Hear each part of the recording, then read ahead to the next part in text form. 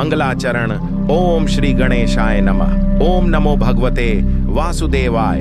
श्री सत्यनारायण भगवान की जय। एक बार देवर्षि नारदा ने भगवान विष्णु से पूछा, हे प्रभु, कलयुग में मनुष्यों के दुख दूर करने का सरल उपाय क्या है?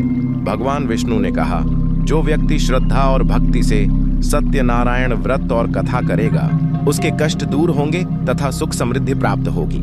काशी नगरी में एक निर्धन ब्राह्मण रहता था। वह बहुत दुखी था। भगवान ने वृद्ध ब्राह्मण का रूप धारण कर उसे सत्यनारायण व्रत करने का उपदेश दिया। ब्राह्मण ने व्रत किया और शीघ्र ही उसके जीवन में सुख और समृद्धि आने लगी। एक लकड़हारा जंगल से लकड़ियां काटकर जीवन यापन करता था। उसने ब्राह्मण से व्रत का महत्व सुना।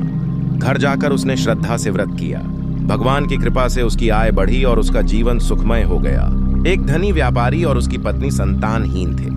उन्होंने संतान प्राप्ति होने पर सत्यनारायण व्रत करने का संकल्प लिया।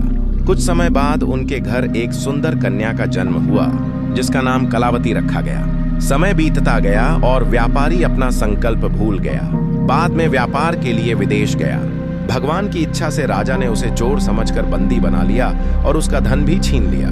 जब व्यापारी की पत्नी और पुत्री ने श्रद्धा पूर्वक सत्यनारायण व्रत किया, तब भगवान की कृपा से व्यापारी मुक्त हुआ और उसे अपना धन वापस मिल गया। घर लौटते समय व्यापारी ने भगवान के प्रसाद का अनादर किया। इसके कारण उसे फिर कष्ट सहने पड़े। बाद में उसने अपनी भूल स्वीकार की, प्रसाद ग्रहण किया और श्रद्धा से भगवान की पूजा की।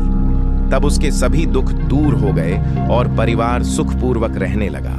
कथा का संदेश: सत्य, श्रद्धा और भक्ति का पालन करना चाहिए। भगवान के प्रति किए गए संकल्प को नहीं भूलना चाहिए। प्रसाद और पूजा का सम्मान करना चाहिए। सत्यनारायण भगवान की कथा सुनने और व्रत करने से मन को शांति तथा जीवन में सकारात्मकता प्राप्त होती है।